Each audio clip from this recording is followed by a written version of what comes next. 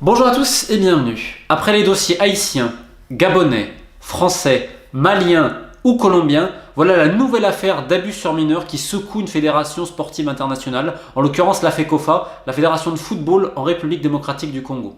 Après un an d'enquête, je publie dans Sport News Africa ce long article accompagné de plusieurs audios de coachs envoyés en lingala ou en français, incitant des jeunes à faire des sacrifices d'ordre sexuel, mais également de dons de sang et d'autres choses assez terribles à raconter. Alors les audios ne sont pas disponibles dans cette vidéo, je n'ai pas voulu les mettre. Par contre, pour ceux qui ont le cœur bien accroché, ils sont sur mes réseaux et ceux de Sport News Africa. On a ajouté également des captures d'écran de messages où des coachs demandent à des enfants leur sexe, etc. Et s'ils ont bien reçu leur dose, sous-entendu qu'ils doivent passer et se faire, voilà, prendre s'ils veulent ensuite jouer. Bref, c'est un réseau absolument abominable, parce que comme vous allez le voir, c'est tentaculaire, ça implique des personnes de la fédération, ça a été couvert par des hauts dirigeants, et ça a été ignoré par des ententes sportives, des clubs et surtout la FECOFA. Donc, on va faire simple. Ça fait depuis au moins 2 décennies que ce réseau est là. Alors, ça rappelle vraiment le Gabon, puisqu'on parle de jeunes garçons qui sont victimes de tout cela. Et il y a des noms un peu références dans ce domaine-là, malheureusement. C'est bien triste.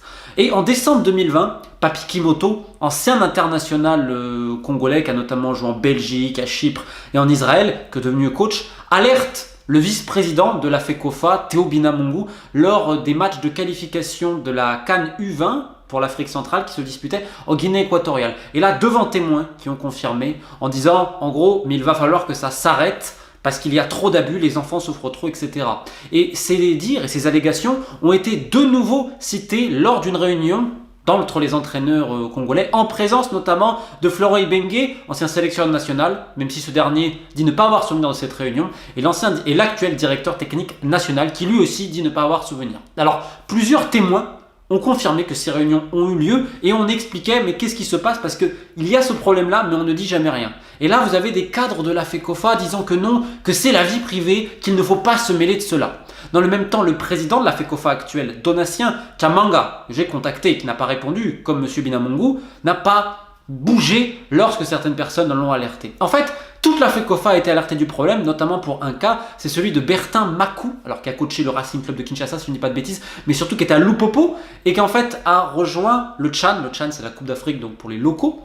Donc il a rejoint le staff à l'époque, il était parti, il était revenu. Sauf qu'on a prévenu, des gens ont prévenu de ce que faisait Makou, le chantage sexuel à pas mal de personnes, pas forcément mineures d'ailleurs. À Lupopo c'était pareil, on avait également prévenu de la corruption, puisque Makou demande de l'argent aux joueurs pour venir en sélection, mais qu'importe, on l'a ramené, ce qui a créé une véritable stupeur dans le groupe, et également à Lupopo, où le président du club, qui est également le gouverneur du Haut-Katanga, que j'ai contacté et qui n'a pas répondu, n'a rien dit et avait laissé Makou. Donc on se rend compte qu'au niveau de la fédération, et je peux vous dire qu'il y aura d'autres épisodes, parce que d'autres personnes sont impliquées, on a couvert et on a ignoré les faits. Et ce réseau, comme je vous dis, il est tentaculaire, c'est-à-dire qu'il va dans d'autres clubs. Et on a des exemples qu'on a mis dans l'article, que ce soit au Katanga ou Kivu, mais on va parler un peu de cette grande mégalopole de Kinshasa et notamment d'une de ses communes. Alors, Kinshasa est divisé en 4 districts et dans un de ces districts, vous avez la commune de Lemba. Dans la commune de Lemba, vous avez un coin, mais vraiment réservé, j'ai presque l'impression, aux prédateurs d'enfants. Il y a au moins 4 clubs dans un quartier que je vais retrouver ici, parce que je ne veux pas me tromper, de Livoulou. Donc vous avez l'AS Balayi, Jeune Talent et surtout JM qui recèle de pédocriminels notoires, dont certains ont fait des séjours en prison et sont ressortis et ont pu immédiatement reformer des petites académies, des structures privées avec des enfants, avec la complicité quelque part de toutes les instances, que ce soit au niveau des clubs, au niveau des ententes et au niveau de la fédération qui ne dit rien. Alors vous en avez certains qui sont retournés en prison, comme le fameux Messi, Jonathan Bouka. Mais vous en avez d'autres comme M. Alain Kandoudi, qui est à Phoenix, qui lui, il n'y a pas de problème, il est avec les enfants. Et dans le club de JM, où j'ai contacté le président, qui m'a dit c'est qui vous a donné le numéro et qui a tout couvert, le président, qui est très important, on mettra son nom d'ailleurs, il y a 2 personnes. Il y avait Baggio, on l'appelait, qui était le secrétaire général du club, qui a été tabassé à mort il y a 2-3 semaines. Visiblement, ce sont des familles, des proches, des victimes que ce monsieur avait eu. Et Baggio, son meilleur ami, c'est un certain Mohindo.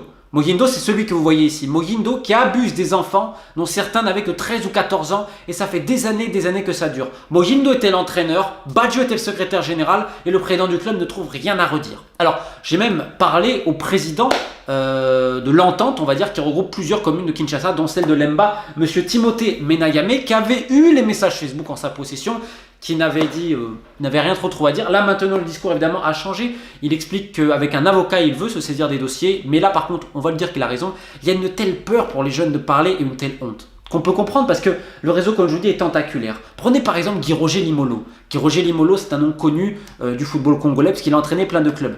Il y a quelques années, on l'a pris en plein débat dans les toilettes du stade Tata Raphaël. Et tout le monde est au courant au Congo. Comment ce monsieur peut continuer comme ça ? Mais où c'est possible?